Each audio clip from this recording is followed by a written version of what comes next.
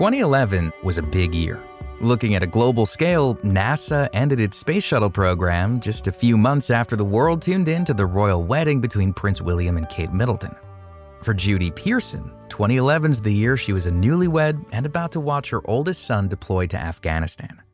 But these events were quickly overshadowed that April when Pearson was diagnosed with breast cancer. It was triple-negative breast cancer, which is a highly aggressive and, for lucky me, rare kind of cancer. But I went through 18 rounds of chemotherapy after a mastectomy, 18 rounds of pretty gnarly chemotherapy. It was kind of cool because my son and I exchanged a lot of emails, which I saved, talking about fighting our respective enemies. The diagnosis was a shock, especially since Pearson had recently had her routine mammogram come up completely clean. It was pure chance that she happened to feel a lump and was brave enough to double-check the mammogram's results. I was living my happy life and literally scratched my chest and found this lump almost in my cleavage. When they took off the breast, not only was that lump there, but there were other tumors within my breast, so deeply buried I couldn't feel them. But by the time my next mammogram would have happened, my cancer would have spread. No question about it. Even by the time I might have felt something, it would have spread. So I just figured, okay, I was spared for a reason. What is that?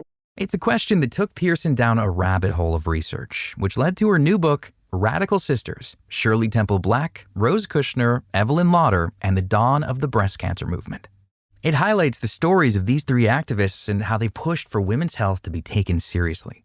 So when I discovered in researching each woman's younger life that all three of them almost died and were spared randomly, and what a different world it would have been for all of us truly if they hadn't been spared from what almost happened to them, I think it's really important. There's a quote that I use in the book, but I had used that quote so many times in public speaking and magazine articles about, it was said to a survivor of the sinking of the Lusitania, if you survived, it's because there's something else in the world for you to do.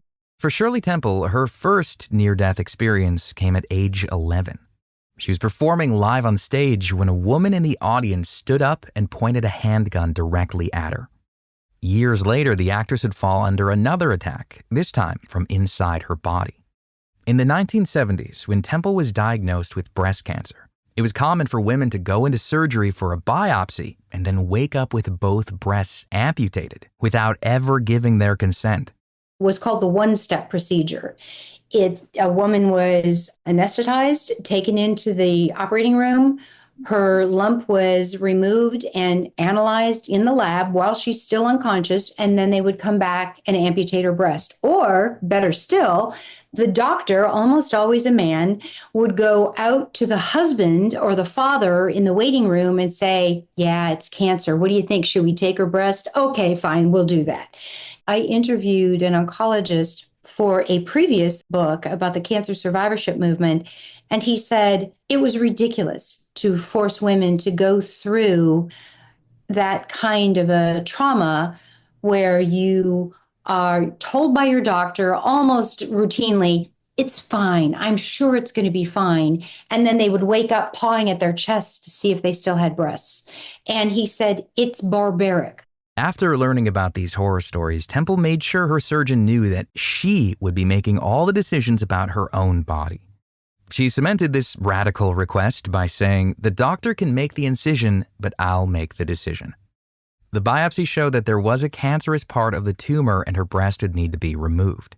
Luckily, her doctor was positive it hadn't yet spread and she didn't have to undergo a radical mastectomy.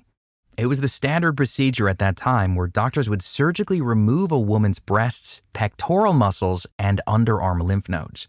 You couldn't work out. You couldn't raise your arm if you didn't have pectoral muscles. And then some doctors, up until the late 80s, were still taking some rib cage that was not cancerous or some clavicle. These women were completely debilitated for life.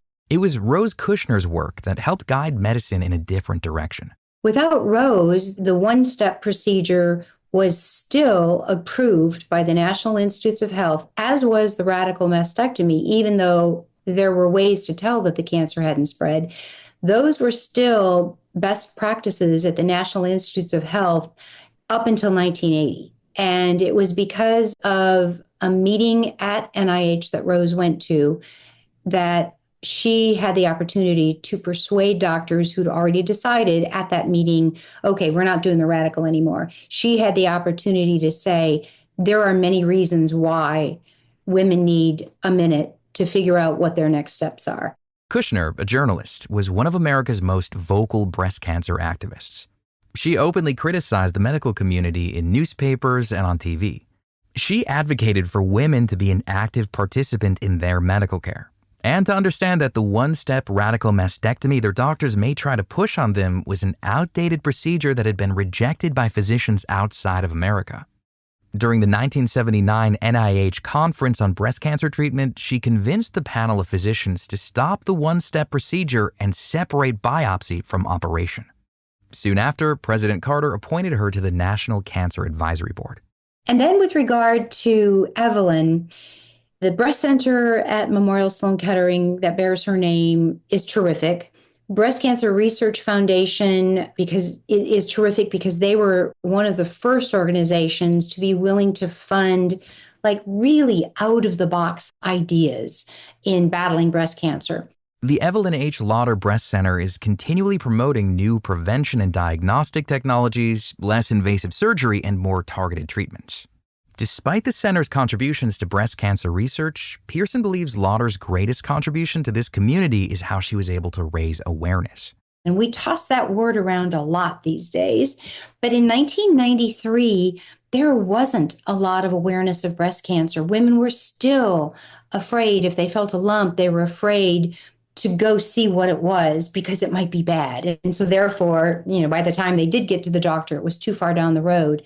And so early detection, getting mammograms, those kinds of things, educating yourself, those kinds of things are really important. Cancer in general was something no one wanted to talk about, and many still falsely believed that it was contagious. In fact, Pearson says many people would go as far as to hide their diagnosis because they didn't want to be ostracized from their community. You could be fired. If you had health insurance, you could lose it. You couldn't join the military. You couldn't adopt children. Childhood survivors couldn't get roommates at college. And if you were invited to someone's house for a cocktail party, you might be served on paper plates with plastic silverware so that it could be disposed of. Because even through a washing cycle, your cancer germs could be passed on to people in that household. I mean, it sounds really ridiculous now, but when you think about it, all those things went well into the 80s. Then, specifically with breast cancer, Pearson says there was a lot of shame around losing your breasts and fear that their husbands would leave them. This absence of conversation played a part in the lack of funding and research for breast cancer.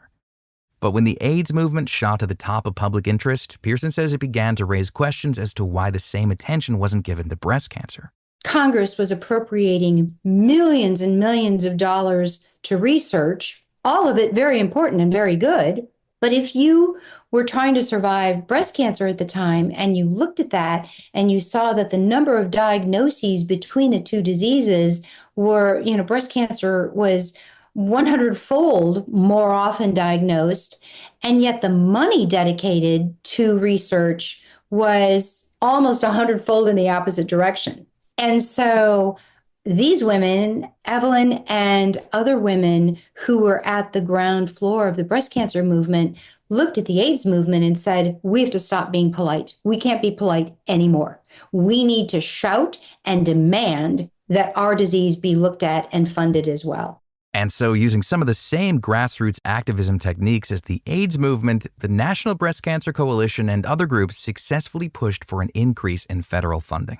They were also instrumental in getting legislation passed for health coverage of mammograms. Pearson chose to focus on these three women to highlight how just a few motivated people can create impactful and lasting change. Her book, Radical Women, is now available for pre-sale. You can find more information about Judy Pearson and all of our guests on our website, radiohealthjournal.org. For more behind the scenes, follow Radio Health Journal on Facebook, Instagram, and X.